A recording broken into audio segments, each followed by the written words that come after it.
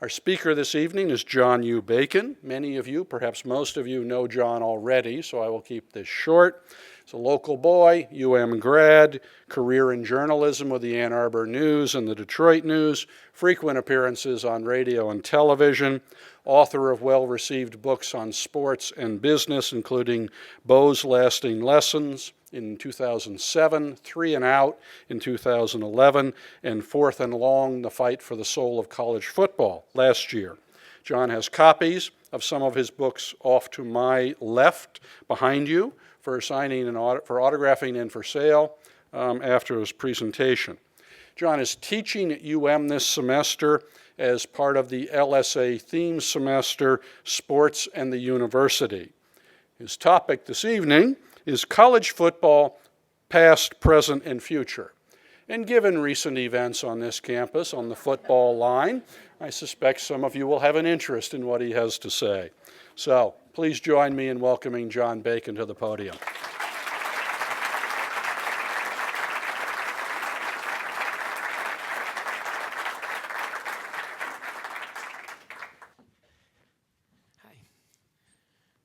Thank you very much. For a history major to be introduced by the director of the Clements Library is a great thrill, trust me.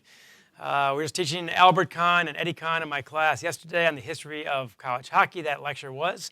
Albert Kahn, of course, you probably know. Many of you know that he built a good chunk of this campus, including the Bell Tower, Hill Auditorium, Angel Hall, but his favorite building was, in fact, the Clements. So when it is up and running again, we'll rejoice once more on that one, of course. His son, I'll have you know, scored the first goal in Michigan hockey history and ended up being a pioneering neurosurgeon. So it's a family of screw-ups. What can you do? I was thinking to myself, talking to my friend, Miss Helber was her, Dr. Cole is here, got some old friends here. She was Miss Helber when I first met her, Bobby Helber's wife from hockey circles. That's how this thing goes. I think 6 months ago, the interest in the speech would have been a lot less. And I think that I'll give you about 25 minutes of background here. We'll have plenty of time for questions. I've got a hunch, even though the speech is titled College Football, Past, Present, and Future, the questions might angle towards the future. I have no illusions about that. So, but anyway, how many folks were here when I was here with Professor Stewart about a month ago, I think it was, maybe 6 weeks ago? All right, a few of you were. All right, I'll keep this part relatively short. I hate to repeat myself, but I have to tell the past part as well of college football and why it matters. All right, why this thing is important, why President Schlissel, of course, from Brown University, where it's not that big a deal, as you might imagine, and I know this because Bill O'Brien, the Penn State coach, when I wrote Fourth and Long, he'll tell you how little of a deal it was at Brown. His dorm mate would not go to see his games, and they were free. So, unlike here, of course. So, but as a primer for why this matters and what President Schlissel has to weigh, the pros and cons of this whole enterprise. And no doubt there are plenty of people asking to tap the brakes with good reason. And Noah Bradley's here, by the way. Hey, buddy, one of my former players. And by the way, I got a few of my current students here. How many of you guys are current students? I've got a few here, I think, somewhere around.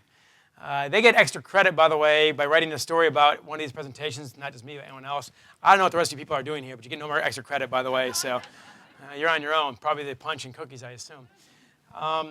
But why it matters and why it's not just an enterprise for making money or getting TV ratings and all the rest. It actually does matter. College football does matter.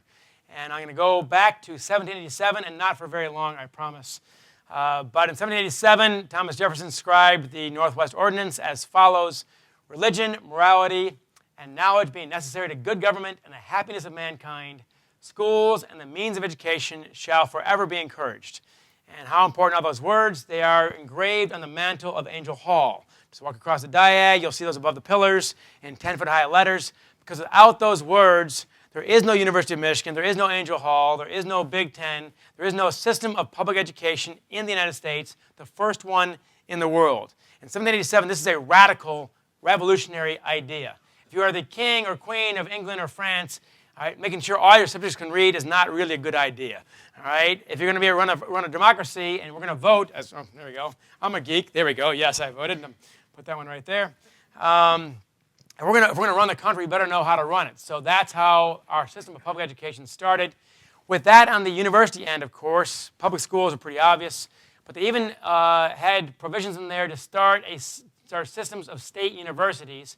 The idea was if you had it in you, all right, the drive and all that to pursue a higher education, all right, they would make it both cheap and easy. It is currently neither cheap nor easy, of course, but that was the promise back in 1787. What happens next? We invented the thing we now call the college town. That is also an American invention. We take it for granted. When they start Oxford, Cambridge, and Heidelberg overseas, of course, in Europe, those are already long, centuries-old towns, all right, well established before universities sprung up in those places. I've got to explain to my students, by the way, the Heidelberg is not just a bar on Main Street, okay?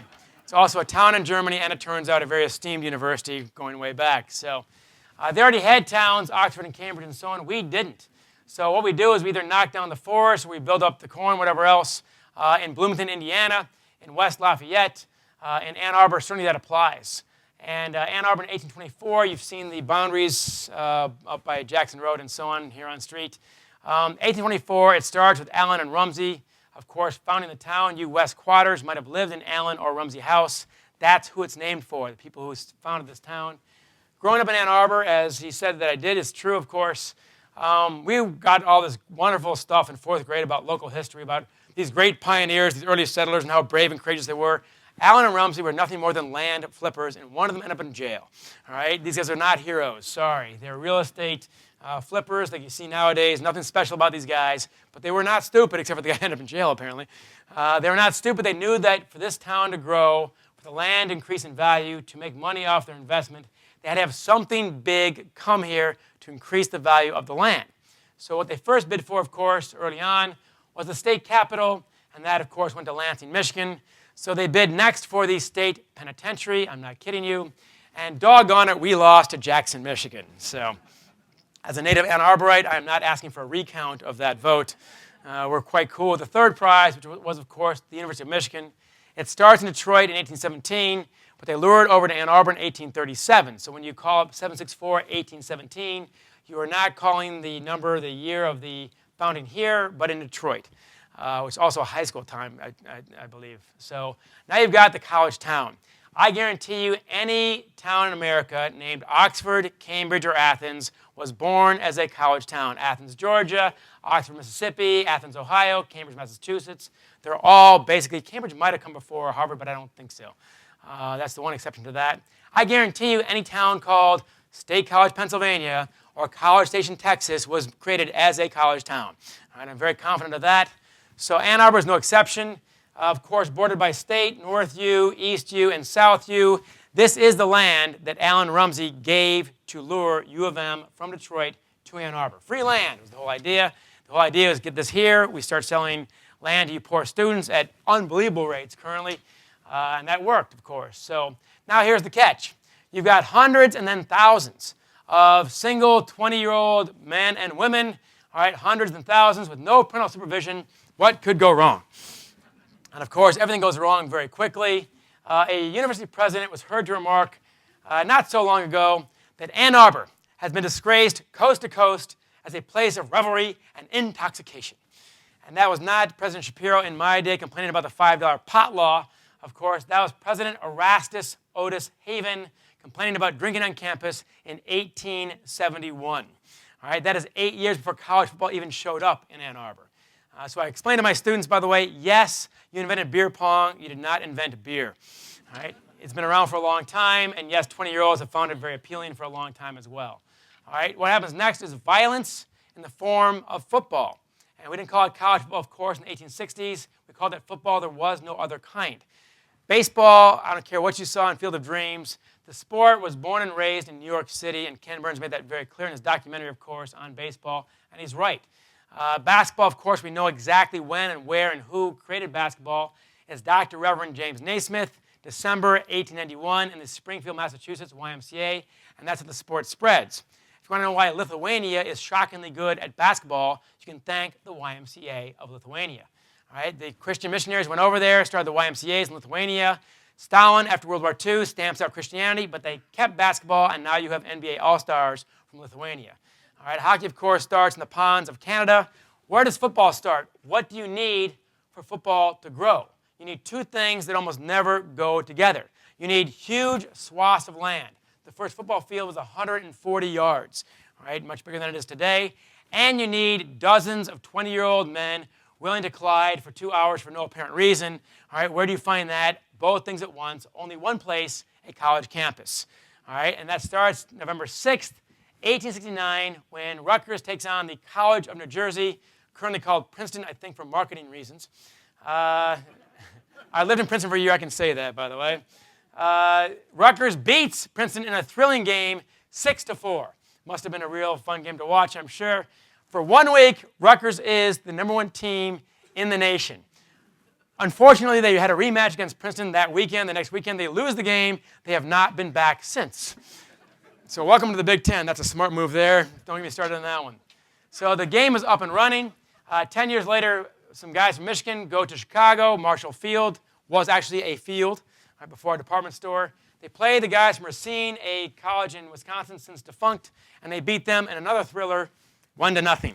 All right. If you found Bow football boring, you have not seen anything like a 1-0 slugfest. All right, in Marshall Field. The game is up and running. The presidents hate it. The faculty hates it. Some of that's still true today, of course. But they have one redeeming quality about the game they think might actually work. The drinking is so rampant on campus. The presidents, 7 presidents of Big Ten universities, now the Big Ten, get together in 1895, the Palmer House Hotel in Chicago, to form what we now call the Big Ten. And one of their hopes and dreams was it might be so popular that we'll stamp out the distraction of drinking on campus. And that is why today there is no drinking on Michigan's campus, because football stamped it out. So imagine how different this place would be if football had not stamped out drinking forever here in Ann Arbor. So it's hard to imagine a greater vehicle for encouraging underage drinking than the game of college football. Not for the players, but for the fans, of course. So it takes off, of course. You get immediately a tug-of-war between James B. Angel and Fielding Yost, all right, the first big-time coach, the first big-time president, and that tug-of-war is with us today as President Slisco sits down to figure out how to handle this colossus that is college football. This is not new. It's been with us almost from the start, but why does it matter? Why not just wipe it out?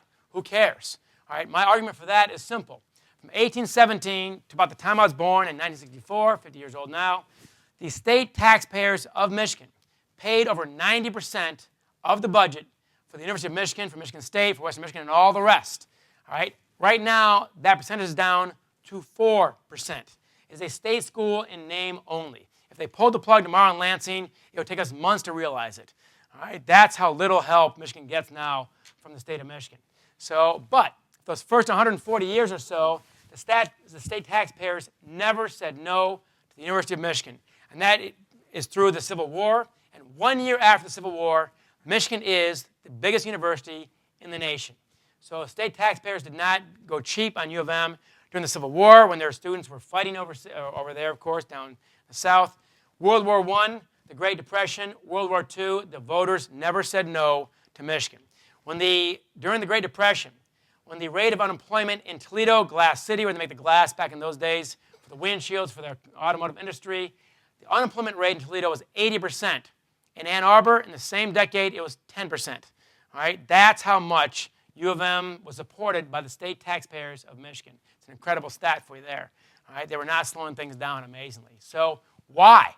If you are a factory worker in Flint, if you're a farmer in Fenville, why do you pass millage after millage after millage for the state school in Ann Arbor that you might not have ever visited, that your sons and daughters may not ever go to, that you yourself might not have gone to? Why do they always say yes? My answer to that is simply the big house, the front porch of the university. It is the one building on campus where everyone in the state is welcome every Saturday, no questions asked. On any given Saturday, Bill Martin told me 25% of the people in that stadium did not go to Michigan. They also rank as some of the biggest fans. I can tell you that from my book signings coast to coast. Some of the most fervent fans of the so-called Walmart Wolverines. So be careful I use that one, by the way. Also, they're also some of the biggest donors. Al Glick gave $5 million for the current practice facility about 5 or 6 years ago. That's the Al Glick, of course, Fieldhouse. He's given more than that, of course, since then. And a lot of these guys give a lot of checks. So that's why, in my opinion, these guys always said yes to Michigan. That was their connection to the university. My classes, and you can come tomorrow if you want, at School of Education Auditorium, Shirley Auditorium. Anyone who wants, right here, it's a state university, come on down. You're welcome. 5 of you might. Okay, that's how many I get in a good year is 5 people auditing my class. They don't feel comfortable. They don't come down. All right, even though our doors are open and all the rest, but that stadium, they do. In that stadium, we don't care. Once you cross that threshold, we don't care about your race, age, gender, nationality, ethnicity, religion, whether or not you even went there. If you know when to put your fist in the air on hail, you are one of us, you're welcome, nothing else matters. It's one of the few things left we do together. When I was talking, I was not talking, when I was quoting Mother Teresa in the book somehow, it's a bit of a stretch for a book on football. She said the great disease of Western man is loneliness. We have everything else. We got education, health care, great schools, of course. We got transportation, housing, food. It's all pretty simple here in the West, okay? Europe, U.S., and so on. What we lack is togetherness. In happiness surveys, the South American countries crush us every time. All right? I've been down there. I've been to 5, 6 countries down there. They don't have half of what we have. Even in the nicer hotels, they don't have half of what we have. But they're happier. Why? They're together. How many things are left that we do together? When I was growing up in Ann Arbor, you got 3 stations, ABC, CBS, NBC. You get the exact same news from all 3, trust me.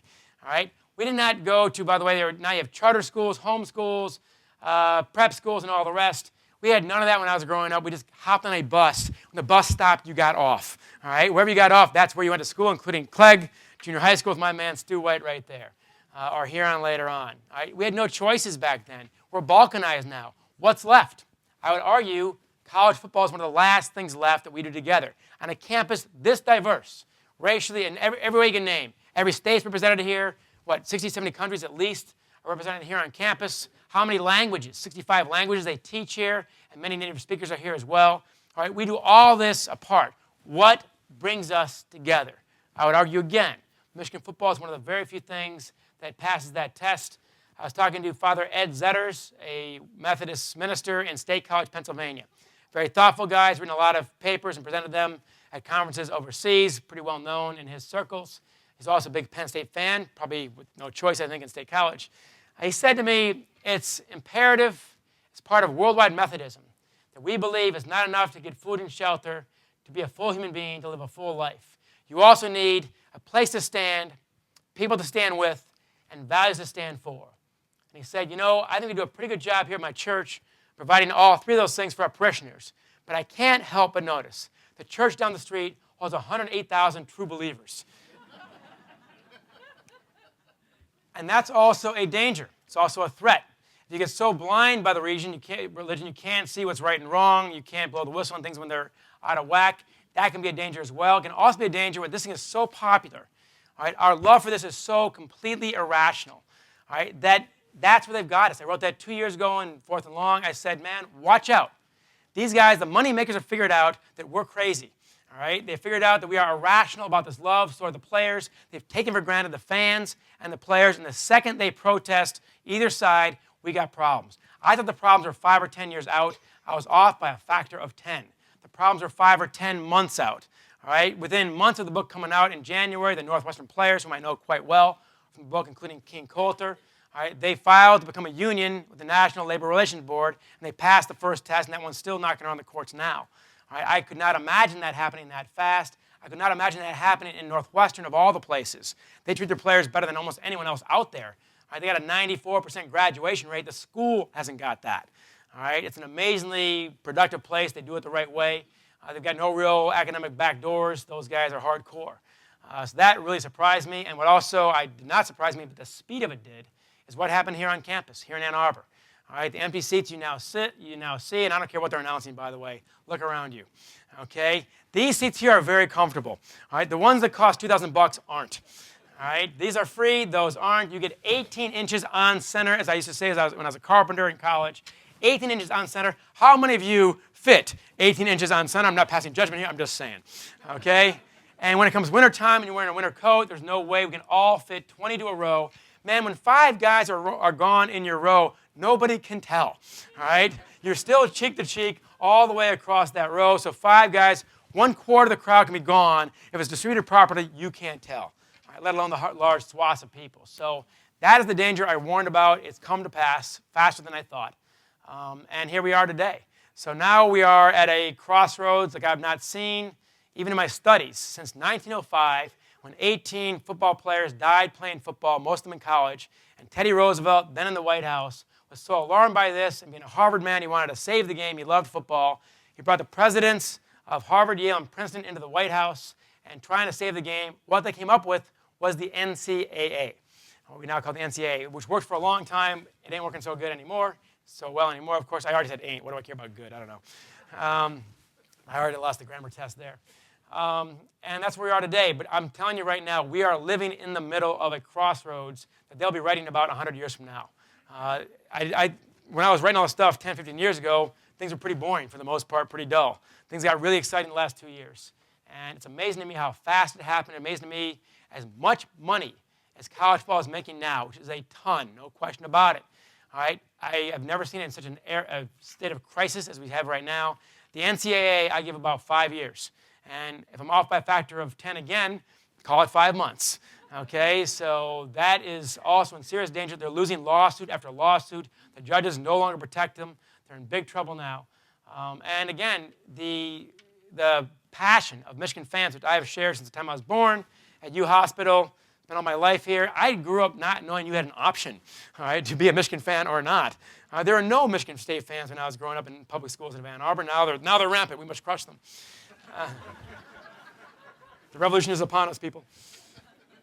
I did not know it was an option to be not a fan of college football at all. Nobody was. I mean, everyone cheered for the blue and all that, and that's also been negotiable, it turns out. So it is amazing to me how fast it's happened. It's amazing to me also how easy it was to predict all of this 2, 3, 4 years ago. And look at my articles. They're there. All right? How easy it was to predict, and therefore how easy it would have been to avoid. These are not external problems. It's not the weather. It's not global warming. It's not the economy. All right? It's solely the hubris of the people at all levels running this enterprise who threaten now to run into the ground. And what I said in the piece also in 2012, one of my great dreams in life was, and I was driving back from Penn State, saw a game there. I'm driving back on a Sunday, and it occurred to me this is my chance to do it. It's the third weekend of the season, I think. Michigan is playing Notre Dame at Notre Dame. This is 2012. And I thought, wow, I can finally do it. I can get 5 of my friends, rent an RV, and go see the game as a fan with beer. I dream very small, people. But this, when you're reporting at a computer, you're wearing a tie, walking past all those RVs always looked really cool to me. So I wanted to try it out myself. I got all my friends involved, including a guy named the Rhino from college, known for his svelte physique, of course. Rhino, now my attorney. We had one of my former students. We had 2 or 3 other college buddies. It was a ton of fun. We went there, and I had a press pass. 2 other friends had free tickets from hockey coaches at Notre Dame. Another guy had tickets from his wife for his birthday. Cool wife. There you go. My other friend, the Rhino, had no ticket at all. We just assumed it was going to take care of itself. How hard can it be? It turns out the going rate for that game was $350 for a single anywhere in the building. And this guy's a successful lawyer. He's got the money. We already threw away $1,000 each on the RV, the beer, and everything else. It was not an efficient trip by any means. $300 to park an RV. No one told me that. When you rent the RV, by the way, I got to warn you people, to get any patch of grass anywhere near South Bend is $300. Holy mackerel. And by the way, when you sleep in too late, as we did, they start rocking your RV to get you the hell out of there, by the way. That $300 is over. You need to go. Rhino thought about it, and then he decided not to get a ticket after all. And one of the phrases I use in that piece is, man, we fans were like frogs in a pot of boiling water. We all know the story, of course, as you increase it inch by inch by inch, or whatever those units are. I'm not a scientist, clearly. All right, probably degrees, I suppose. It goes up bit by bit by bit. And of course, the frog does not realize this, and the frog dies in boiling water. U of M is a very smart place with a lot of really smart people. So any questions I had about finance or the economy or physics or whatever else, I can call up somebody here immediately and get an answer. I was curious about the frog in the boiling water. So I called a friend of mine here in the biology department. I said, is that true? He goes, of course it's not true. Frogs have been around for billions of years. How stupid do you think they are?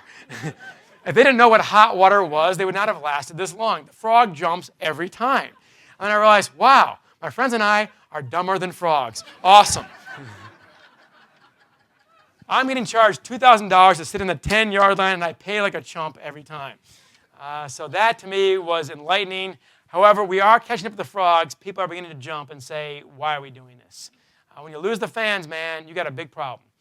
And that's what the next AD right now, Jimmy Hackett, of course, interim AD, he has got, I can't imagine inheriting a program with more decisions to be made, and some quickly, all right, than this guy has right now. I will say on the positive side, and I'll sing it from the mountaintops, all right, the student-athlete part of the equation works much better in general in college athletics, but especially here at Michigan, than advertised. I've had plenty of student-athletes in my classes, including football and basketball players, hockey players too, and the graduation rates, by and large, are pretty good. All the guys in my class have been serious students. They show up on time. They get their papers in and so on. They're not all going to be rocket scientists. I'm not going to lie to you about that. But they earn their degrees. And that part really does work. What is not working is the other parts of it. The budget, Hackett's got to look at. The ticket sales he's got to look at. The ticket prices got to look at. The donor equation's got to look at. The student relations got to look at. He may or may not need to find a new coach sometime soon. All right, that's all on his docket right now. I've never seen locally and nationally the whole thing come to a head all at once. And I never thought I was going to see it in my lifetime. But again, it was all predictable. It was all avoidable on both the national and regional and local sides. All right, and here we are with all these problems of our own creation. So on that cheery note, we've got plenty of time for questions. What do you have? Sir? John, since it's election day, let me tie it into a political type thing. With the president lets Brandon go, or they come to some agreement, whatever it is, last week. Days before the election, we've got regents up. The political landscape within the regents are going to shift possibly.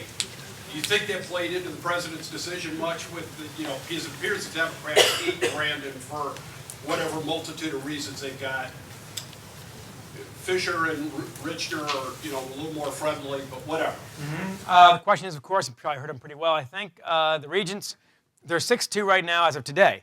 And maybe not tomorrow, we'll find out. 6-2, Democrat, Republican. And I've said this also as a qualifier when I've written about this, that I don't think it's merely political. The 6 Democrats are not for Brandon. They want him moved. And the 2 Republicans were very loyal. Andrea Fisher-Newman especially was, I think, loyal to the very end to Dave Brandon, for a lot of reasons that she enumerated with me. Fair enough. I don't think it's merely Democrat or Republican. That's just happened how it shook out in this case. It's more based on relationships that go back 5-10 years. They all know him quite well from his time as a regent as well. I have to tell you that Brandon's reputation on the board from what had been 98 through 2006 was very positive. And the Democrats were very much in his corner and very readily agreed for him to become the AD. He played very well with others at that point, and they gave him very high marks for that. But for whatever reason, it shook out differently, of course, over the last few years. If we don't know what's going to happen now, right now, of course, Kathy White is the only incumbent on the ballot right now. Her colleague did not run again, so best case scenario, the Democrats can retain what they have right now, 6-2. If they lose a seat, of course, it's 5-3, and could be 4-4, although my guess is that if I had to bet right now, and I'm not a political scientist, I'd probably guess Weiser and Kathy White will probably win tonight, but who knows. If that changes the equation, as I wrote last week, if it's going to be 4-4, you've got 4 Democrats not so happy you didn't do anything before the election. You've got 4 Republicans who don't want you to do anything until they take office in January. Now you've got gridlock over what should be a kind of a silly issue on the grand scale, and you are in the first 4 or 5 months of your presidency. If I am Schlissel, I am watching that with some care. And who would want to tick off, who would want a divided, unhappy board, and they've got one employee they oversee, and it's you. All right, that's it. Who would want that problem that early? I have no idea if that played into the decision or not.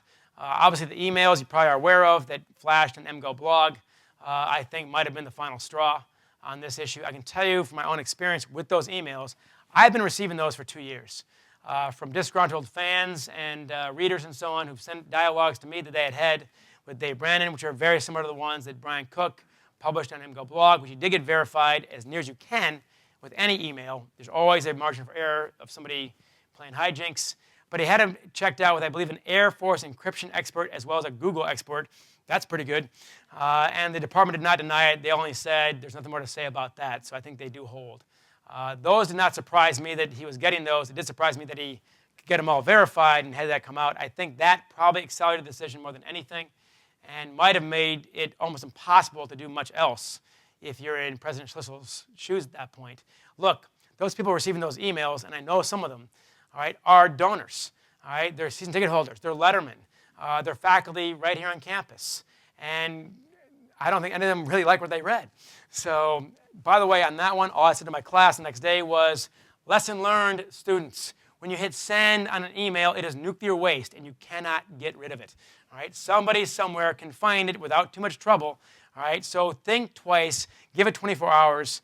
I gave a speech on Friday during the press conference out in Grand Rapids. The timing was exquisite for me. My wife luckily watched the press conference, took notes, and I saw it since. I need to see it since, and see the whole thing, seen clips. So I'm talking to the Federal Bar of Bankruptcy Lawyers. Those guys got stories, by the way. They're probably better than my stories. But one of the bankruptcy judges I talked to, he's got a placard on his desk that faces him, not the plaintiffs and whatnot. It says, "Don't say it." I don't know how many times that placard saved that judge's job, but I'm guessing more than once if it's still there. All right? When in doubt, don't say it. I can't say that I myself have always taken that advice, of course, but I will say this. Before any of my stories go out on Yahoo and all the rest, and I always forget to say this, my website is johnnubacon.com. The blog is free. We got a lot of readers these days, of course, and Twitter, you can follow me there as well. I always forget this. I'm a rotten marketer.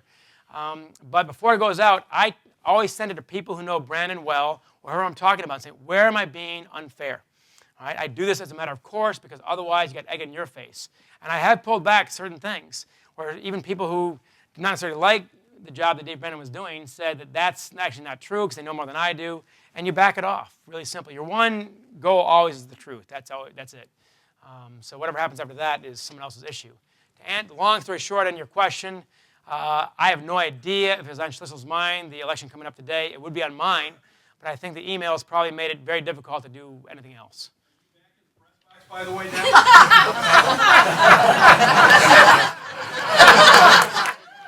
I don't recall asking for a follow-up question.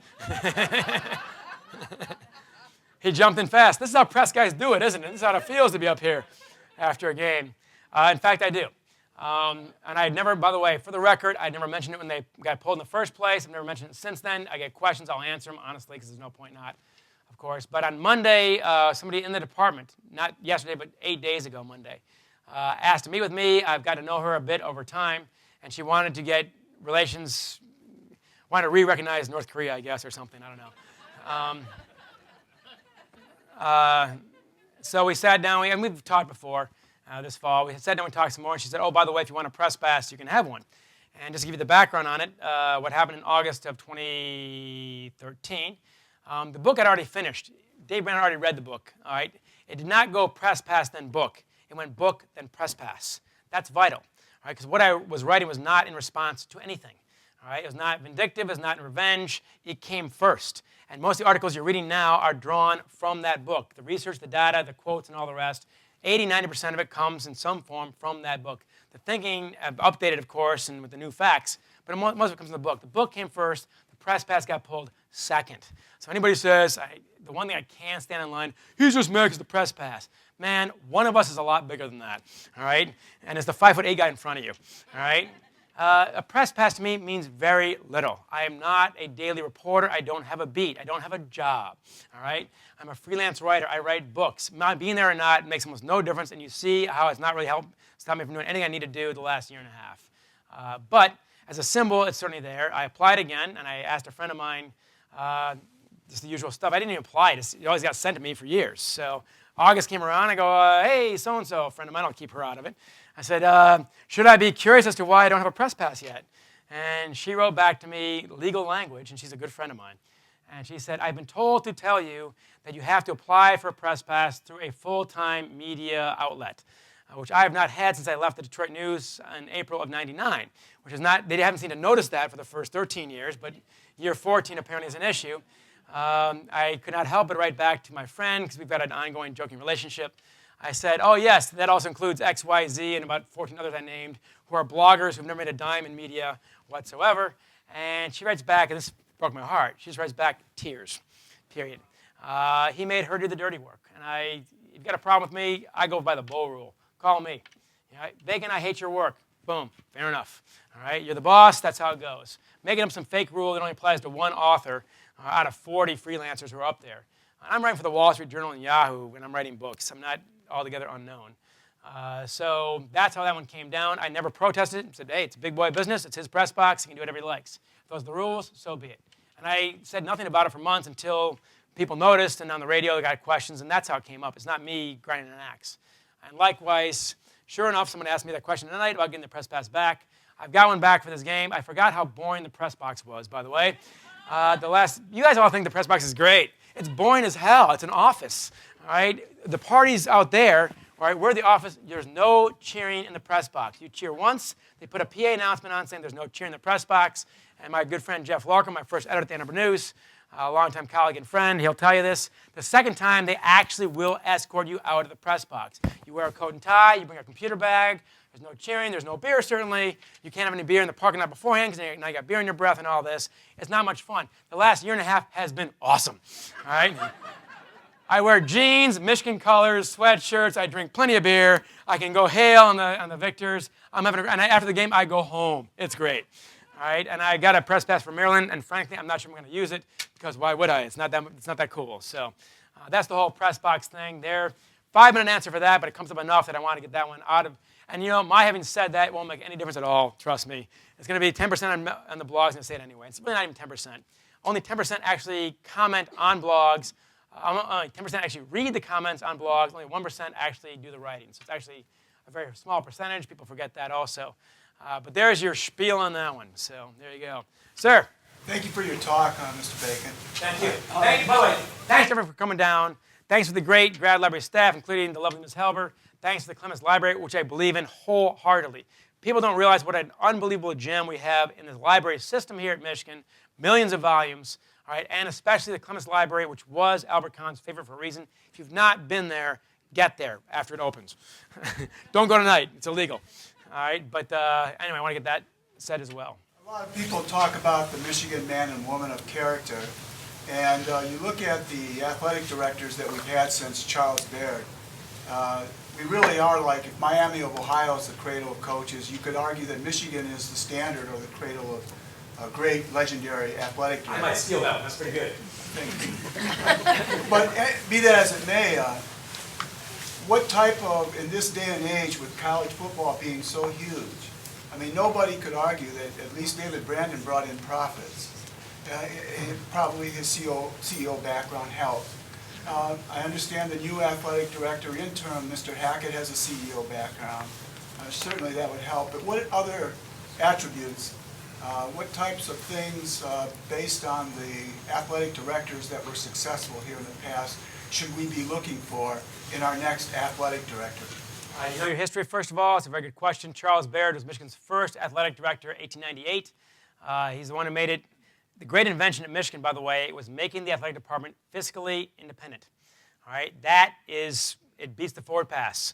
It's far more important. And Michigan got that going. It is still largely financially independent to this day. You might say on the margins in terms of getting credit and tax breaks and so on, there are certain tie-ins, but the money itself is the department's. That's Charles Baird. There's one in the middle, by the way, but since 1921 to 1988, Michigan in 67 years had three athletic directors. Yost, Chrysler, Canham, that's it. Since then, we now have 6 in 24 years. You average 21 years, 22 years or so each for 67 years. Now you average around 4. All right? And you can't show me any organization that's got that kind of turnover that has not got problems. I don't care if it's General Motors or anything else you want to look at, Google, Apple, whatever else you've got. That kind of turnover in a high school or anything else is going to create problems. Michigan has those problems. And honestly, since Canham passed away, we've not had, Bo was there briefly, of course. Every single athletic director since then has never worked in the athletic department before they became AD at Michigan. They all come with some strengths. They've all done, by and large, a pretty good job in many ways. You can point to successes for all of them, certainly. But what Don Canham said to me in 2004, he and I became pretty good friends. I gave one of the eulogies at his funeral, at his service, I should say, at Chrysler. We met every month or two out at his office. He said, everyone says nowadays it's more important to have a business background than an athletic background. And Canham, of course, had both. He was a great track coach at Michigan, 13 Big Ten titles. But he's also a millionaire businessman who did very well in business. And he said, I fundamentally reject that because you can always hire an accountant. You have to hire one anyway. You got to hire a CFO anyway. You got to hire a lawyer anyway. All right? What you can't hire is someone who knows coaches and what they need. If you don't understand coaches, you ain't going to win any games. If you don't win any games, your CFO is not going to save you. All right, and one great line from Fritz Chrysler on this, he said about the press, he said, don't worry, he said to Oosterman about the press, if you're winning, you don't need them, and if you're losing, they can't help you. And there's some very simple wisdom in that right there as well. At one point, one of the basketball coaches came to talk to Canham, women's basketball coach, Cheryl Burnett, about what can we do to get more attention. We're not getting enough media, we're not getting enough attention, not getting enough crowds and all this. She's going through a season where she did not win a Big Ten game. She lays out all her problems for 5 or 6 minutes. Don finally leans back, puts his foot in his own coffee table. He can do that. And he says, here's my advice. Win some games. All right? When you win some games, come on back and I'll tell you how to market it. You can't market losing. All right? That's a problem right there. Hackett is a very smart guy. Jim Hackett's a very smart guy. I've known Dave Brandon and Jim Hackett the exact same length of time. I met them both in the summer of 2000 when I started doing the Bo book without Bo, which is a bit tricky. The first title was Bo's CEOs, and they're the first 2 guys who come to mind, and other guys Bo's have talked to and Bo has taught. And they're both very helpful to me out of the chute, and I thank them both for that. Giving me great chapters, which are in the book, finally. They came out in 2007, on their experience. Hackett's a very smart guy. He is beloved in Grand Rapids. Any Grand Rapids folks here by chance? We must have a few. It's a hometown crowd. All right. Grand Rapids, by the way, I was just there on Friday. I've known people at Steelcase for a long time. Talked to folks from Steelcase. They've got great reverence for Jim Hackett. He got some tough times with them very ably, and his business did very well. I might argue on the Dave Brandon front, I frankly think that the 2 pillars he came in on were marketing and finance. Marketing, you can decide for yourself. I think when you send those kind of emails out, that's poor marketing. All right? When they end up on MGO blog, it's really poor marketing. All right? So I've not seen the marketing whiz-bangery that we're all promised. I'm going to question the finances also. In the most recent article on Yahoo, the previous Friday, about 10 days ago now, I broke down the operating budget that they were working under. He's increased it from about 100, the expenditures of the budget from about 100 million to 150 million operating budget. That's a colossal increase, and you're right, and you raise that, no question about it. Cranking up seat licenses, ticket prices, marketing, and so on. But a big chunk of that, about half of that, comes from the Big Ten network, which has quadrupled in his time to $44.5 million for every conference member. All right? That is the overall TV package for basketball, football, ESPN, ABC, CBS, and basketball, and Big Ten Network. All right? That has quadrupled in 4 or 5 years. All right? Northwestern now gets twice as much money from TV than Notre Dame does. There's a shocker for you. All right? And you can't tell me most years that Northwestern is a bigger draw than Northwestern, but they are a member of the Big Ten. Without that, Nebraska would never come over. Rutgers and Maryland would never come over. They came over for TV money. All right? That's what we can all praise the Big Ten, but that's not why they came over. They came over for the cash. So a big chunk of that is on Brandon's watch. Second thing, okay, the budget the revenues from 100 to 150 million. That's great. The problem is, so have expenses. Expenses have gone from about $100 million to about $145 million, actually less than $100 million. Bill Martin's last few years, they're pulling 15 to 20% surpluses in their annual operating budget. That is currently down to 3.4%. So that thing went from 15 to 20% to 3.4%. I'm sorry, that is not financial wizardry. All right? That's a big bubble about to burst, and that's at the current rates of ticket purchases and ticket prices. Who here believes that next fall they're going to sell out as many tickets at the current prices as they have right now? I don't. All right? Furthermore, 1/3 of the 81 skyboxes are now up for renewal. They're on 3-, 5-, and 7-year leases. All right, so 1/3 of them are up right now. The 5-year leases are up. All right, those things cost between $55,000 and $85,000 plus whatever gargantuan donations you throw on top of those to get the good ones towards midfield, which can be 3 or 4 times that easily. All right, are they going to sell 1/3 of those skyboxes at the same rates for next year's team? All right. Unless you pull off some coaching wizardry, I don't see that happening either. So if Brandon was still here next year, I would predict they run a deficit in the operational budget next year. So the financial wizardry, my accounting buddies who are smarter than I am on this one say they're not seeing it. It also depends the building budget. Everyone says, okay, everything costs a ton, and that's a drag, but look at all the things that he's building. Separate budget. I've said this till I'm blue in the face, and fans don't listen to this. All right, your operating budget is where your ticket prices go. That's where your PSDs go. Operating budget. All right? The capital budget is, guess what? It's Stephen Ross. All right? There's 1/3 of it. And unless Stephen Ross is here tonight, you have not paid the people here 1/3 for the building project coming up. $340 million, I believe it is, for that colossal project to remake the campus all over again. All right, even though Bill Martin already built or renovated 14 buildings himself before he finished up.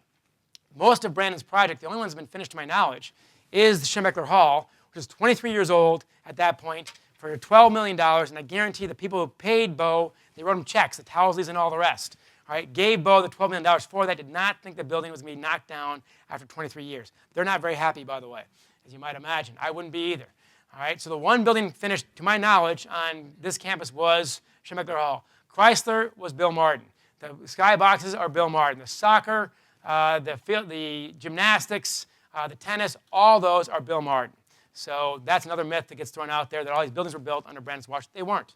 All right, they just got approved last week or 2 weeks ago by the regents. All right, that's it. And that all depends on donor money. Your money goes to the operating budget. What's the biggest increase from $100 million to $145 million or so in the operating budget? All right, not coaches' salaries, not scholarships, which are set prices and so on. 72% increase in administrative salaries. Not coaches' salaries, administrative salaries. The staff has grown by 80, from around 260 people to 340 people, all right, in 4 years. All right, if any other department on campus had a 72% increase in staff salaries, not coaches' salaries, staff salaries, you'd be hearing screaming from engineering, law, business, the libraries, you name it. So that's where the money's gone, overpaying a bloated staff. Hate to say it, but there it is. So how about that for some facts for you? There you go. My friend in the purple shirt. And by the way, I need to back that up a little bit. There are a lot of nice people down there working their butts off, and God bless them. All right, I'll give them that for sure. But when you expand your staff that much, all right, and the salaries that much, there have to be answers for where it all went. You mentioned that we're at a critical crossroads in college football and college sports. If there's, looking ahead maybe 25 or 50 years down the road, and you looking back also at the ways that Michigan led the way in various sports and athletics ways, is there something that you think or wish that Michigan as a university could do right now, if you could wave a magic wand? Is there something that the University of Michigan could do that would make the sports better or to lead the way in the next 25 or 50 years that you look back on and say, Michigan is really the leaders in this? The question is, how can Michigan lead the way to create real reform is what I'm hearing. Is that accurate? There's no question that can. Right now, Michigan's trying to lead the way in outspending Texas. All right, that's not the Michigan that I want to back. All right, Michigan, you cannot, I say in Brandon's full-hearted defense, you cannot unilaterally stop an arms race and not lose it. All right, there's no question that is a problem that anyone's going to inherit. That's got essential conflicts in it, no question about it. But you don't have to do everything you can to win it. All right, that's the big difference to me. And what I said at Don Canham's funeral, I'll say now. The biggest thing that I admired about Don Canham is the things that he would not do for money. He's given a lot of credit, a lot of things, same things Brandon did, marketing, finance, all these other things. Two hidden skills he had. One was hiring really good coaches from the MAC who were in their 30s and 40s and weren't making much and didn't make much more at Michigan. He got them cheap. All right? Don Canham was a notoriously cheap AD in many ways. He prided himself on this. Bo's contract negotiations went like this. One day after Bo accepted the job, he called, his wife asked him, good question, what are you making? Forgot to ask. All right? He'd already said yes to the job. He's a poor negotiator. We can say that with some confidence. He calls Canham back up, and he says, oh yeah, Don, we didn't talk about salary. And Canham, an equally poor negotiator in this one in some ways, he says, what are you making at Miami? No proof needed, complete trust. Bo says $19,000, but they promised me $20,000 this year. And Canham says, okay, we'll pay you $21,000. And that was it. That's a different era, folks, on about 5 different levels there. The guy did not even ask about the money, didn't even think about it. The guy asked him flat out, what are you making? Doesn't even ask anyone else, trusts his answer. He says $21,000, Bo says, fine. I'll say this about that era, and it's on the positive side. When Bo and I were writing the book, we started in 2005 to write the book. We worked for a year without a contract, actually. It's totally on faith. But Bo, when he finally sat down, says, okay, Bacon, what's our deal? I go, what do you mean? He said, what's the financial breakdown? I said, there's no way, Coach, I'm going to dictate those terms to you. And he says, how about 50-50? I said, sounds more than fair. And when he stands up, he says, album, only got 40.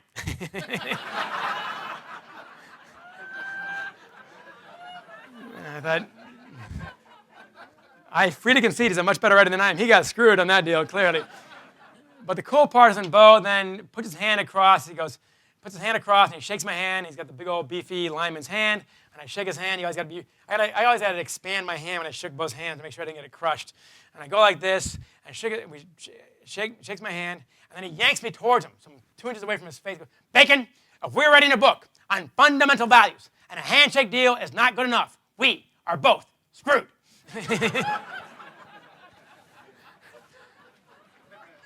And he's right. And I believe in that kind of guy. That kind of guy might be gone, sadly. $21,000 is not even a figure on a contract anymore.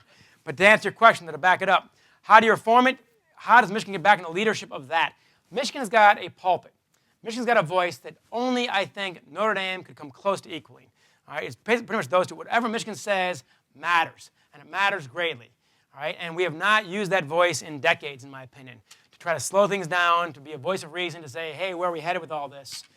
Back to Canham, the things he would not do for money, he was against the 12th game. He was against the college football Big Ten championship games and all other SEC championship games, even though they all make money. He's against the basketball, Big Ten basketball tournament before the NCAA tournament. He's against what? He's against freshman eligibility. He's against a playoff. He's against all those things. All those things make you money, and lots of it. Billions by now. The March Madness alone made $1 billion from TV ad revenue alone from those 3 weekends alone. That's how much money's on the table, and Canham was against all those things. Canham he knew he had to pay the bills, he had to put some money away and all this, so did Bill Martin. But there are things they would not do for money. I've not seen too many things that Michigan will not do for money the last few years. All right? And the things they won't do are only because they will scream and holler. Advertising in the stadium, they're doing everything but. I mean, they're following it by the letter, not by the spirit, certainly. So that's where Michigan is now. How you fix it? Here's the Bacon plan.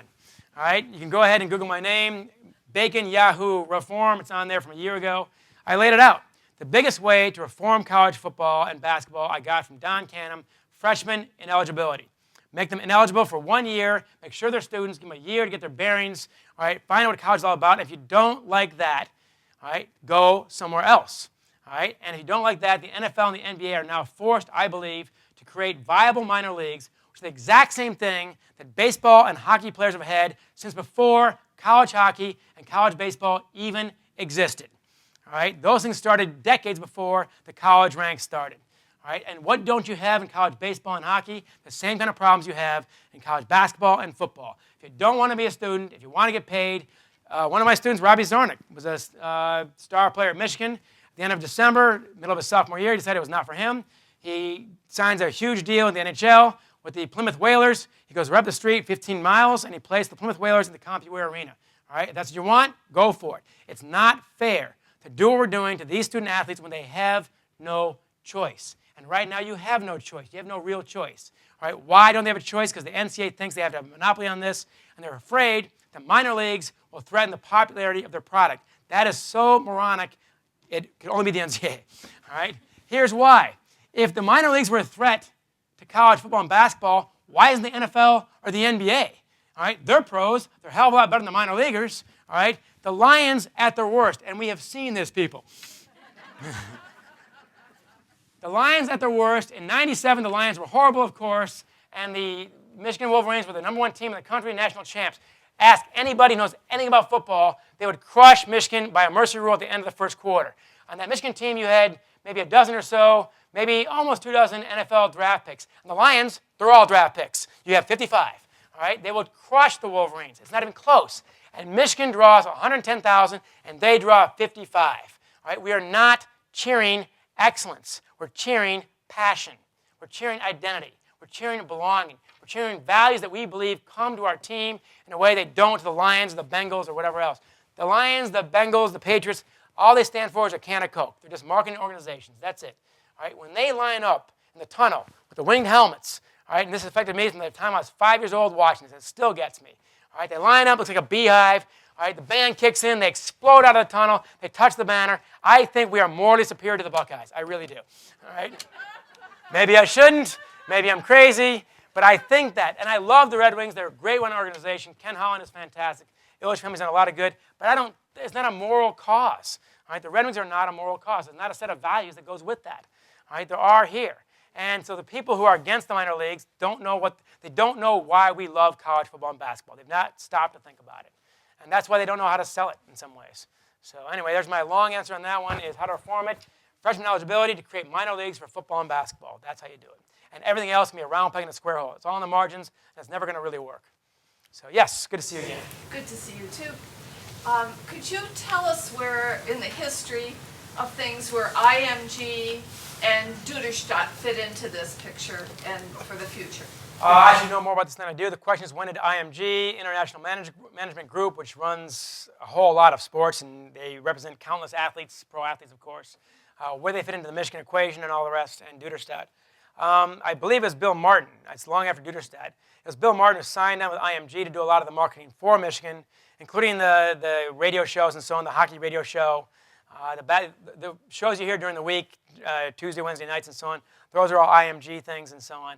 I believe the Coke offer for the Minnesota game, which became rather infamous, thanks to one of my students, Alejandro. He did good work on that one. That one is also IMG, I believe, as well. So it is after Duderstadt. IMG runs, there must be dozens of college athletic programs marketing now, which I also don't understand. If you hired a marketing firm, why did we double and triple our marketing staff in the athletic department? I don't get that either. But anyway, that's the answer on that one. So we got time for a couple more here. Yes, oh, you, one of my star students.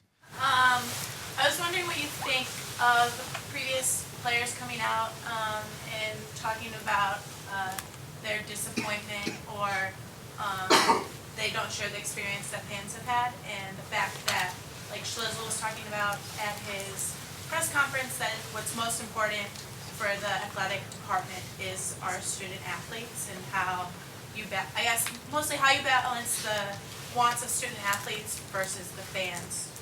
Very good question. Good question. What a scholar you are. Well done. A little biased here I am, but the question, of course, I think you heard it pretty well, is the surprising tensions, I guess you'd say, between the student athletes and the students, the student athletes and the fans. A few guys have gone on Twitter and said some things and so on. And I know most of those guys, and a few of them were former students of mine also, probably in your class. I think that I can see both sides of the equation pretty easily. The last two books, 3 and Out and 4th and Long, the student athletes were the heroes of both books. And as I said, they do a much better job in the classroom than is advertised, I believe. And I also got to say, too, I was amazed how much attention my chapter in the previous book on Denard's day. I followed Denard from the time he got up to the time he went to bed. That became a 2/3 page story in the Wall Street Journal. It's like their 5th or 6th biggest sports story all year. I mean, they covered the Super Bowl, they covered the World Series, and somehow Denard's day, and nothing special about that day. It was a Wednesday, no big deal. All right, that day kind of captured the imagination of people because no one really knew what these guys went through. I take it for granted that I knew it. I forgot that people don't. He got up at 6:30 in the morning. It's still dark out. He took Thomas Rawls' truck. Denard did not have a car of any sort at Michigan.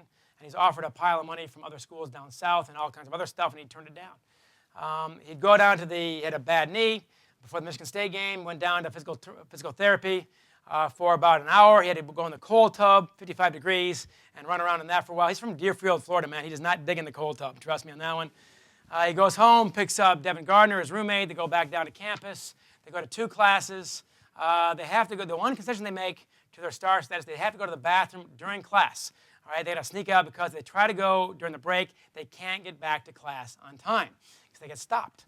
Of course, they just can't get past and not be rude. So they do the 2 classes. They see a professor about an independent study. They go to the union to get a usual lunch, of course. He get the Baconator, number 6. That's why he always called me the Baconator. Baconator, how you doing, man? I said, Denard, how are you? He'd wolf that down in half an hour, go back for more physical therapy while talking to ESPN on the phone while he's back in the tub and doing all that. Then it's a quarterback meeting, offense meeting, team meeting, practice for an hour and a half, 2 hours. Somewhere in there's weightlifting, too. I forgot about that. You go back, you wolf down 2,000 calories or so in one sitting. You go to film session, then you got about 2 or 3 hours left to study. You walk out of that place at 11:30 at night, and there's 2 middle-aged guys about my age there with 20 glosses of Denard for him to sign, and he signs them. And I got on eBay within 20 minutes when I got home and saw them selling those damn things for $45 each. All right, something wrong with that equation right there.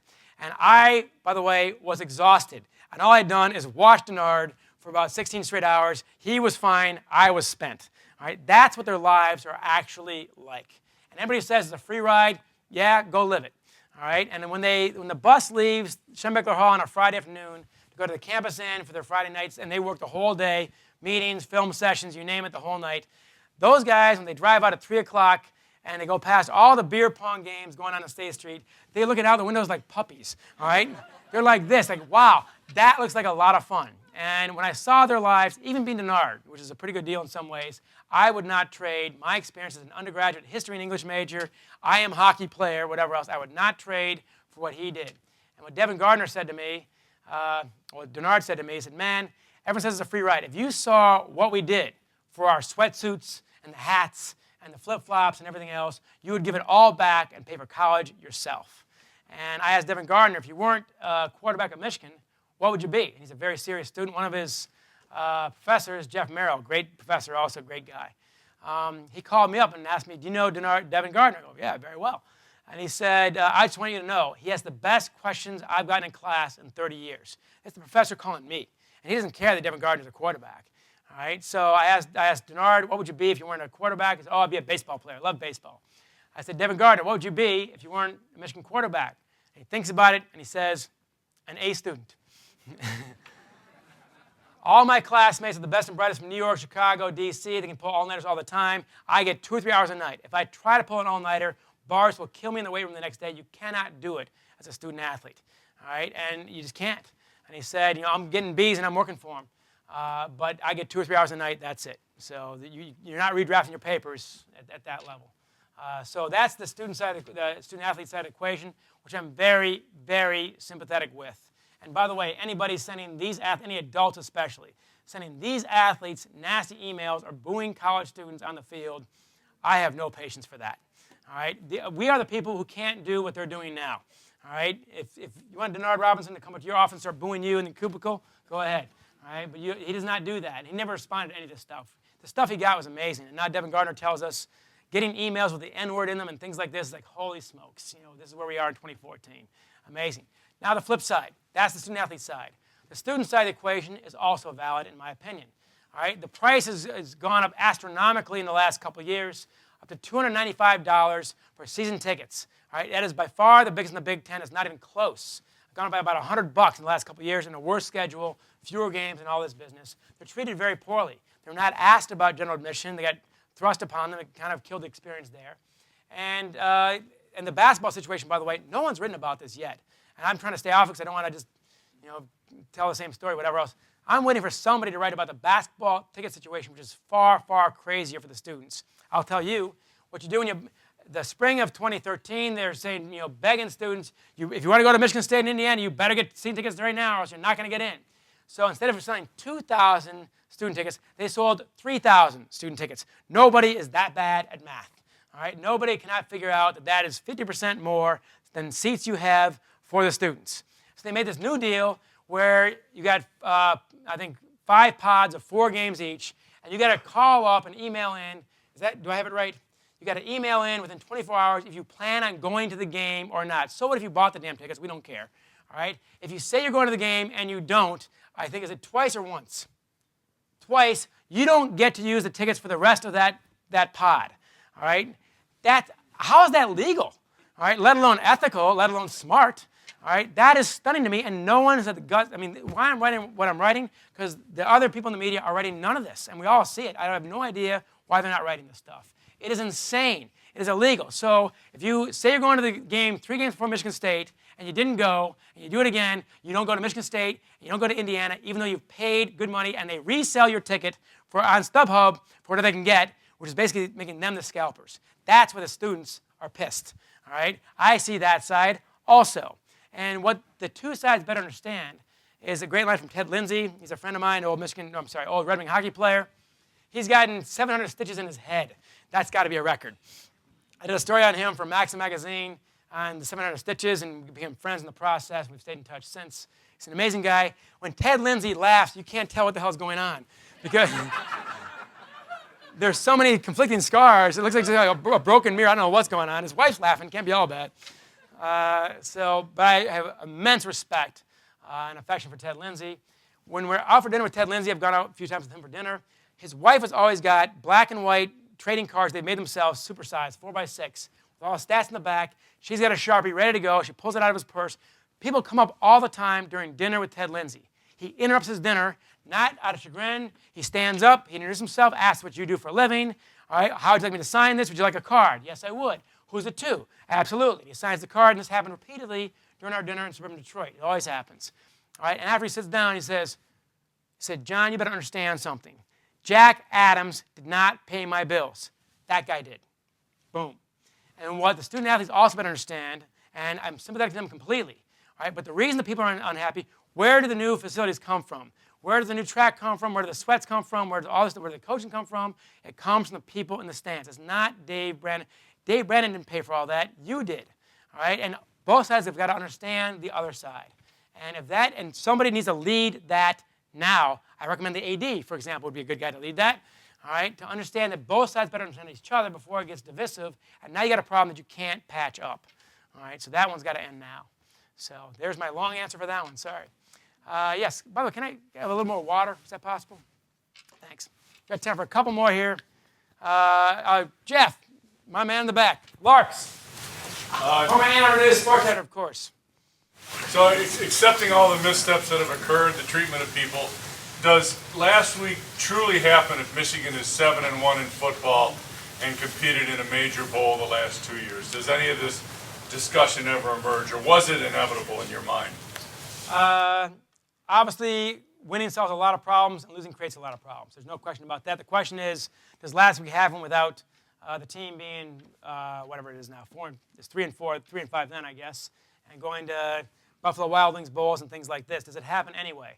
My answer is it probably would not have happened as fast, but people would have still been unhappy. They would not have been as vocal, which is a big difference. In some ways, you might say it's a gift in some ways, in some crazy ways, and I hate to be quoted on that. All right, because otherwise it masks a lot of problems. All right, when things are humming along in a lot of corporations, when the profits are good, a great line from a guy in Friday Night Lights. Buzz Bissinger did a great job interviewing oil guys and everything else. He's interviewing an oil guy. He said, man, we were making so much money in the 70s here in the oil fields of Texas. All right, we confused our luck for our brains. All right, and once the bubble burst, we realized, wow, we weren't that smart after all. All right, we were lucky, and the smart ones still had something to show for it, and the dumb ones didn't. So I think in some ways, as far as what happened there is, don't confuse your luck for your brains in some ways. That this kind of exposed what was happening. People got more vocal. But look, how happy would the students have been anyway about general admission? All right, that was in 2013 when you're coming off 11-2 and not such a great but not such a bad 8-5 season. They were white hot, ticked off. The team was, 19-7 over those 2 years. Those are not bad years, all right, with good years probably ahead, with quarterbacks back and so on. That did not stop the students from being furious. All right. Furthermore, when the team was 3-9 in 2008, at the nadir of the economy, the worst economy in my lifetime, the worst economy probably in Emran Here's lifetime, all right, the worst economy since, of course, the Great Depression itself. All right, they're 3-9. You still had a wait list for tickets. All right. So people were not that upset. They were surprisingly patient. All right. So 3-9 did not crush the spirit of Michigan fans. All right. And when I wrote the big story in Yahoo, this is one that got over 1 million clicks. In June, I was in Guatemala City when I hit send on that sucker. And I was not there to hide. I was there to give a speech, not in Spanish. I'm not that good in Spanish, but there you go. You have no idea when you hit send what the hell is going to happen next. Trust me on this one. We don't do it for clicks. I don't get paid anymore. Those stories I write for Yahoo pay me $125. All right. So once I hear people say, he's just trying to cash in, well, please send me the cash. All right. I'm making less than a McDonald's fry guy, and he gets a hat. Okay. So that argument does not go very. So I said, are you my accountant? No, then you have no idea what the hell you're talking about. And so I'm doing this because I feel passionately about this. When I hit send on that article in June, and my site crashed repeatedly. And then other sites did as well, and Yahoo gets over 1 million clicks on this thing. It went viral in a big way for any story of mine, certainly. That was before the season happened. That was before, and that was when I laid out, that's the tabula rasa of what I had to say. All right, when I point out that, look, man, if you treat your customers like customers long enough, they'll start behaving like customers. Your fans like customers long enough, they'll start behaving like customers and turn their irrational love for this great thing into a cool-headed decision, dollars and cents, to either buy football tickets or movie tickets or snow tires. And once that happens, the magic is lost, and paying $2,000 to sit in the 10-yard line and get a hot chocolate for $10, and by the way, it is neither hot nor chocolate, all right, for $10 starts looking pretty stupid. All right? That's what you're doing to us. That story went viral when I was predicting Michigan to be 9-3 or 10-2 this year. Almost everybody was. It was supposed to be a great season, and the customers were pissed in June. All right? That disconnects the wins and losses. It makes them more unhappy. It makes them a lot louder. But 3-9 and 08 still got a wait list. All right? The story comes out in June when you're expecting a big season coming up with new offensive coordinator, with Devin back for a 5th year. People are still happy, and people were white hot pissed. All right? So there is a relationship, but I know you believe it's all about wins and losses. I categorically refute that. There we go. All right? Peoples, there you go. How about that? I say that because he's a good friend of mine, of course. We can get away with this. We've said worse to each other over beer, trust me. And we probably will tonight, too. But yes, wins and losses matter, but they tend to mask real problems. The problems are there. The emails are there anyway. I'm getting the emails from people the entire last 2 or 3 years when the team is still winning. All right? People sending me those emails were already quite upset. Okay? The students were already quite upset. The people writing more and more for our tickets, I felt like a fool every time. I felt less like a fan and more like a fool in 2011, in 2010, in 2012. Who here was thrilled about the price increase in 2012? Who here was thrilled about the marketing, the advertisement, which was worse in 2012 than it is now? The wedding receptions, the business receptions, all this business. Please stop and turn your attention. No, I don't want to. I want to talk to my friend. I want to sing the victors. I want to go Bullwinkle or something. All right? I do not want to look at your wedding reception advertisement. I really don't. All right? And this is the other dumb thing about the whole thing, and now you got me going. Damn it, Jeff. When he says, and the music too and everything, the list is long. You don't need me to fill it in. But the thing that stuns me, this is partly a Michigan problem, but it really is a national problem, in fairness to Dave. It really is a national problem. When he says, and he's right, we know who our competition is. It's your 60-inch HD TV. Yes, you're right. So compete. All right? Don't give me ads in the stadium that I can get at home. Don't give me $10 hot chocolates that I can pay for nothing at home. Don't give me $5 for a bottle of water when I get them for nothing at home. All right? Then compete. Give me a better product showing up live that I can't get at home. That is a basic economic idea. You can charge me $2,000, and a good TV costs $2,000 for one season of 3 and 5 football. You better give me something I can't get at home. And the biggest thing we can get at the stadium, we can't get at home, is that feeling of togetherness. And that's what he broke up with no knowledge of how the students actually care about the game and function. He always said the biggest problem we have is cell phones. Out of 7 items, he said cell phone reception at the stadium. He said it was the biggest problem we have with the students. They're all wired in. They got to be online and all the rest. That's the biggest problem we have. He said this repeatedly. They did a survey, the student government and the athletic department, and ranked 7 things that students care about. 7th, dead last, was cell phones. All right? Where's marketing 101? All right? The biggest thing was being with your friends. And that goes back to Fielding Yost in 1901. That has not changed. And again, smart guys here on campus, I called up a psychologist and asked him a bunch of questions about endorphins. And he laid it out for me. Our endorphins spike. The chemical composition of our brains changes when we are marching in unison. Soldiers get a buzz from that, it turns out. When you're marching in unison, when you see that, it can also get you as well. All right? Marching in unison, singing in harmony, and cheering together in a stadium with 110,000 of your best friends. All right? What do you get in the stadium you can't get at home? All right? When someone makes a great catch, we all cheer at once. You don't get that in your living room. That's when your endorphins spike in a way they will not at home. All right? That amazing, immense feeling that we're all in this together, that we are bonded. Like I said, Mother Teresa was right. We have very little kids together. This does. That's what you're selling. Not your wedding receptions, not Beyonce, not Flyover. And if I hear born and raised in South Detroit one more damn time, I'm going to scream, because South Detroit is Canada. Okay?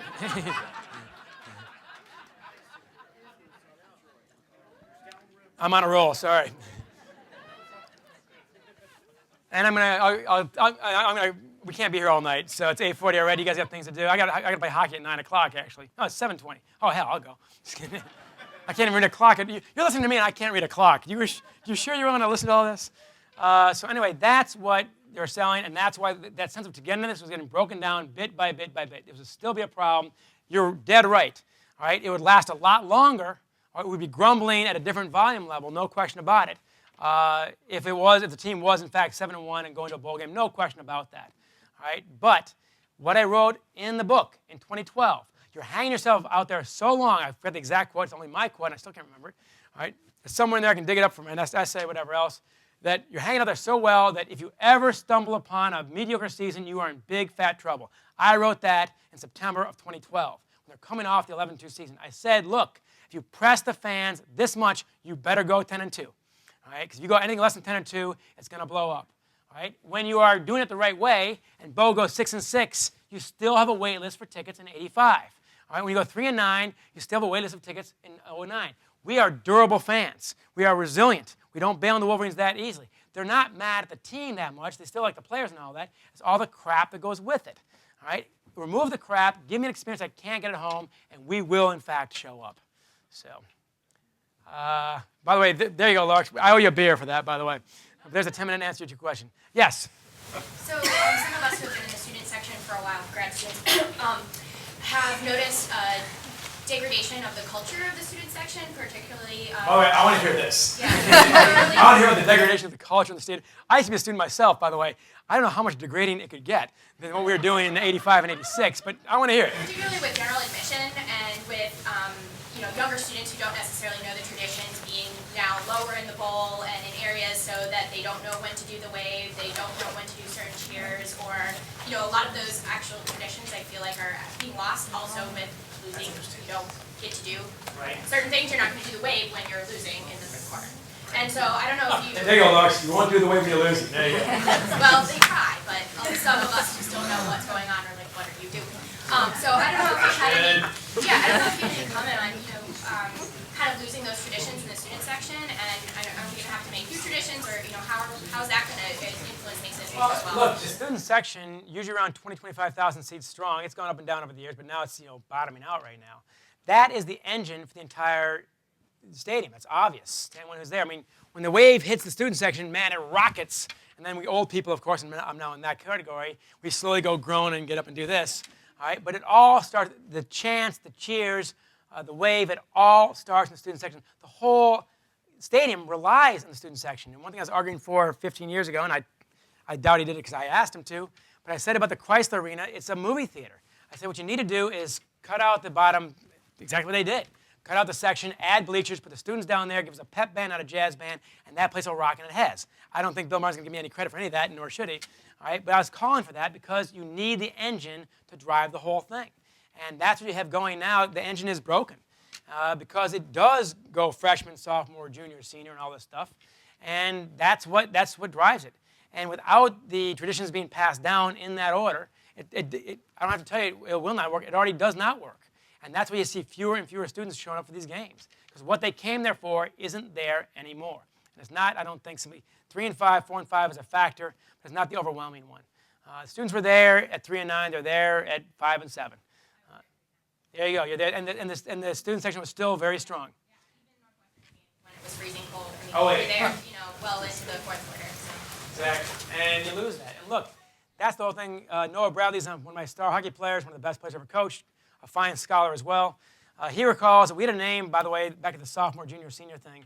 When I was coaching the Huron hockey team back from 2000 to 2004, we had a name for those guys who led by example. We called them sophomores. All right? All that means is you know your job and you can do your job. That is a very low bar in my opinion. Okay? You know your job, you do your job. Freshmen, you don't even know that much. All right? Freshmen don't know a damn thing. Get behind a senior and do whatever he does. Okay? He knows what's going on. Junior year, you better know your job, do your job, and know everyone else's job. Your senior year, you better know your job, do your job, know everyone else's job, and enforce them doing their jobs too. It can't be the coach versus the players. It doesn't work. It's got to be layers of leadership. You have layers of leadership, what I'm hearing, in the student section, and that's been broken down. The seniors ran my team. All right, where did I get that? Bo. I heard him say in the paper for decades before I ever met the guy. All right, what is all this, senior-led, senior leadership? That's what it is. In the student section, that's what it looks like. And without that, it's screwed up. So I got time. I'm going to give you one more here. Sir. Yeah, you sir. All right. When you're wearing a T-shirt, you're not sure if you're a sir, but there you go. So in writing Fourth and Long, you got a pretty good look at a couple of other Big Ten schools. Sure. I would certainly say that maybe Northwestern, how they run their department, a little bit different than OSU and Penn State. But you've talked in answering a couple of questions about doing it the right way and returning to a certain way in your specific plan. Are there schools, big or small, right now that are doing that? Northwestern is no question. If you read Fourth and Long, I mean, there are their freshmen basically are ineligible. And when I talk to, he's asking who does it right, And that's why I was so surprised to see the Northwestern students, some of them, ask for this. Although that's a place, too, where the professors are smart also, and so are the students. And the quarterback took a labor relation class, and he learned all this stuff, and there you go. So that's why the kings and queens did not want their subjects to read, by the way. That's back to the Northwest Ordinance, and now we're full circle. But Northwestern, I asked Pat Fitzgerald, the head coach there, a guy I admire immensely. He's also just a really good guy on top of it. And I said, well, how do you do what you do? You guys have come this close the last couple of years to beating Michigan, to beating Ohio State. How are you doing this? Because, I mean, you got 2- and 3-star players. You're not, I'm sorry, you're not recruiting the same guys. He said, here's how we do it. Get your computer ready. I said, okay. And he says, first of all, if you're not smart, we can't recruit you. 2/3 of the players are off the table. All right, so right there, our recruiting job is a hell of a lot easier. We got one, we're going against Vanderbilt and Stanford for the kind of players we want. All right, second of all, you better be the captain of your team. If you want to play Division I football, and you're the captain of your team in high school, you're probably a jerk. We don't want you. All right, there's one player currently at the time, he said, that every team in the Big Ten wants him, and we don't. So we saw him score a touchdown. He ignored all his teammates, went right back to the bench, drank some Gatorade, and not acknowledged anybody. He said, we might not get the guy anyway, but we don't want that guy regardless. We cannot win our system with those guys. So you better be smart. You better be the captain. Your team better be a winning team. There are like 4 or 5 guys in our locker room who are not on winning teams in high school. I want guys who know what winning teams look like, how they function, what those programs are. He said about half those guys, about 2/3, have won regional playoffs, and about 1/3 of the players at Northwestern were state champions. That's an insane ratio, maybe a quarter. All right, but that's still an insane ratio. I interviewed quite a few of those guys in the process. All right, so you're a smart guy, you're a captain, you're from winning teams. You better be willing to change positions because you're not going to the NFL. Your job is to beat Michigan and Ohio State. And we tell you to move from cornerback, all right, to safety, whatever else, you just got to do it. All right. Furthermore, you got to give me 5 years because you're not going to graduate from here in 4 years. Right? You're not going to play your freshman year anyway. All right, because we need 5 years to turn you into the 4 and 5 kind of star players that Michigan and Ohio State have.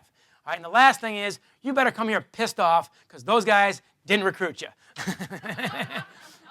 So when you see Northwestern take the field against Michigan, you see one hell of a system. They know exactly what they're doing. And, I mean, honestly, Michigan the last 2 years, and I'm clearly a loyal Michigan man, no question about it. Michigan got lucky both years going against guys that Michigan would never touch with a 10-foot pole. All right, and they basically outplayed Michigan both years. How'd they do it? That's how. And I asked him when I finished, I said, this is on the record, right? He says, yeah. And I said, are you sure? I mean, you just told me all your secrets. He said, oh, yeah, Ohio State and Michigan are going to do it our way. Go ahead. Stanford already knows this, so does Vanderbilt. I got no, go right ahead and print the whole damn thing. And I did. So that's how he looks. All right. Okay, I swear to God, the last one. Last one. Well, given the arms race and facilities that you outlined and the tremendous influence of television and the business issues that you've, very well articulated here this evening, do you care to predict how the Super Conference NCAA issues are going to play themselves out in the next few years?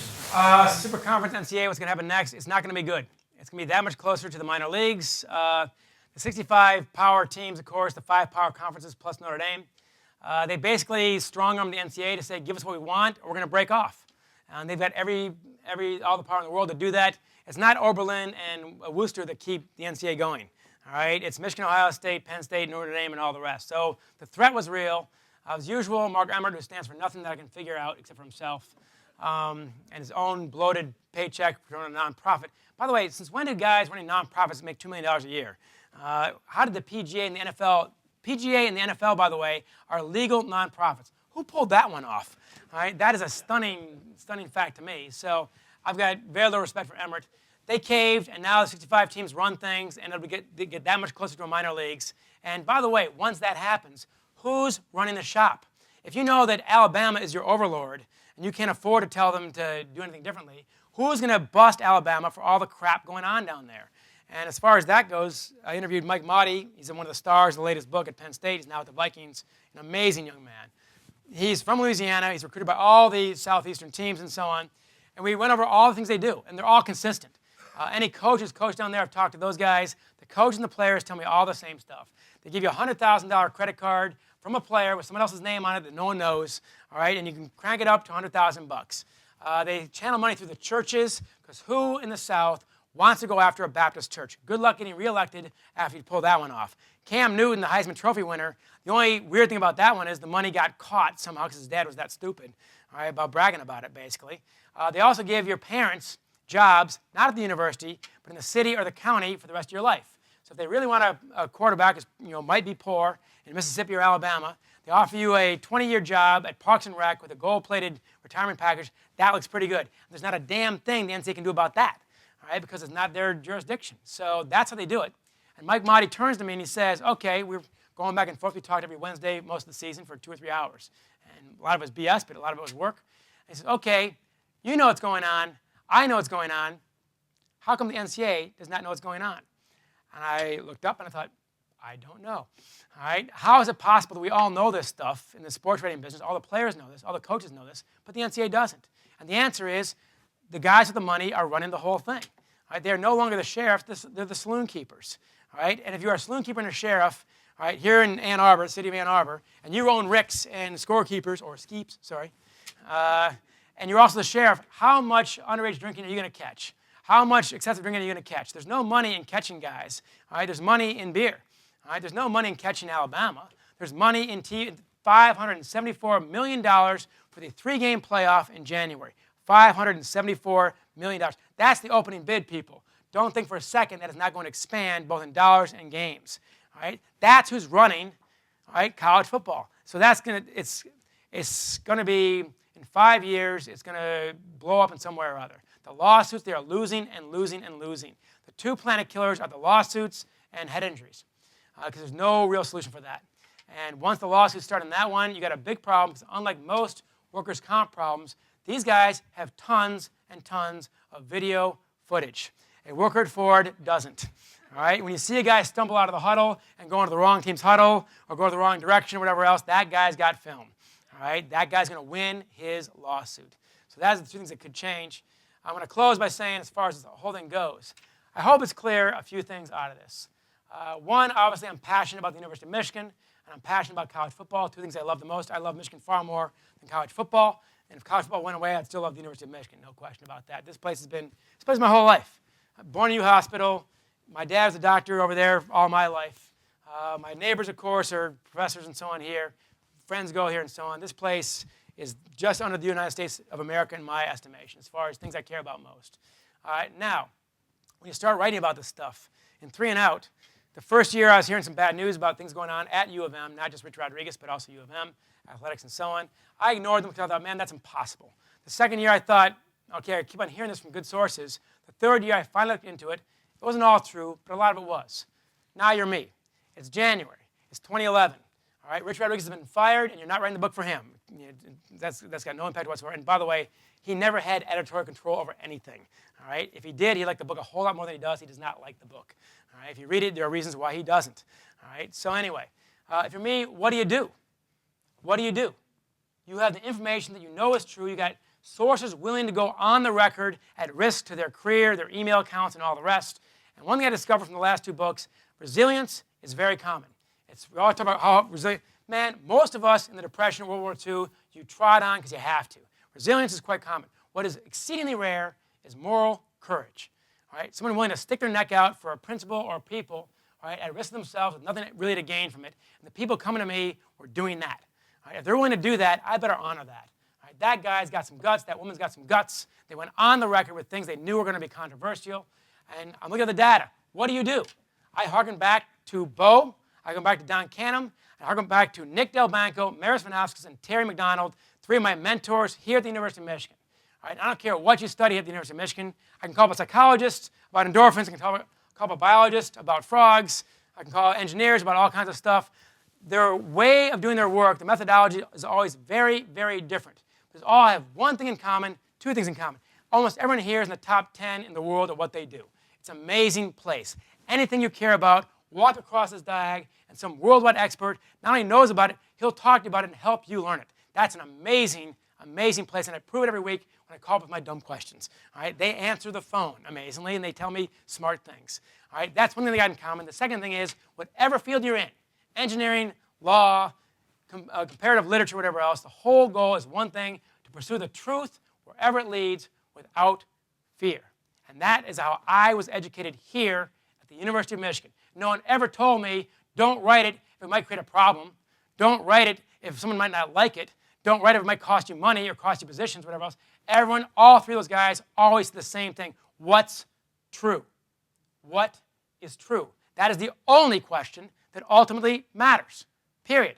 And by the way, in talking tonight about the now departed athletic director, I made no personal comments about his personality, about his character, or anything else. All I talked about was policies based on fact, predictions that have become horrifyingly true, which I predicted 2 years ago. All right? And if someone had listened to me, we might not have been in this situation. There, I said it. I don't expect anyone to. I'm always surprised when you people show up, actually. It's amazing to me. All right? But they could have brought me down and asked me questions, the old ADs you used to. All right? And asked me questions and say, here's what I think. All right? No one ever does that because they all have the answers. All right? They're all the smartest guys in the room. All right? So there you go. So what do you do? Who here went to Michigan? Who here is going to Michigan? All right? Most of the crowd. Who here teaches at Michigan, faculty and all the rest? Most of the crowd. And so wait, look. Is it right here? Is the seal on this thing? All right. Look at that seal. The seal's not here? Oh, the M. All right. The big seal at the graduation. On your diploma, on my diploma. It has a lamp. A lamp is for enlightenment. All right. Open the windows. Open the doors and find out what's really going on. It's not shut doors. It's not FOIA requests and all this other stuff. It's light. It's light. And below that, what does it say? Artis Scientia Veritas. Art, science, truth. And either we mean it or we don't. And I'm pleased to say that Michigan fans have made the last two books bestsellers because they want the truth. Frankly, Ohio State fans don't. Kirk Herbstreit, by not predicting Ohio State was going to win every single game, had to move to Knoxville, Tennessee, due to death threats to his kids. All right? 10% of those fans were raised by wolves. All right? I know a lot of good Buckeyes, got a lot of friends down there and all that, but holy mackerel. All right? You go back to what I'm talking about. When you research the Fab Five, no one got mad at me. They got mad at the basketball program. All right? When I have there's a certain percentage who caterwaul about this and that. All right? What's false in the books? Whatever's false, I'll fix it. All right? I won't push back. I'll fix it. Paperbacks come out, I fix it. All right? Because I got one master in the whole thing, and it's the truth. If something's not truth, I'll fix it. If it is true, what's your response? You pull a press pass, you have a debate in a place like this. All right? It's a university. All right? And I have that, at one point, when I invited him to speak at my class, he asked me, were there going to be questions? I said, it is a university. Yes, there are going to be questions. And anybody who says online about, that happens very rarely. I can't expand this. 5%, whatever else. Man, I give a speech a week for free all around the country. All right? Every alumni club you can name. All right? Raise your hand, and I'll answer your question. Why? It's about the truth. All right? Artis Scientia Veritas. Either we mean it or we don't. I'm pleased to tell you, having hit sand both times, having no idea what was going to happen next. If the book is going to sell 5 copies or 50,000 copies or what. Trust me, you have no idea when you hit send. What the response is going to be, I can tell you this. University of Michigan really does believe in pursuing the truth wherever it leads without fear, and that includes you here tonight. Thank you.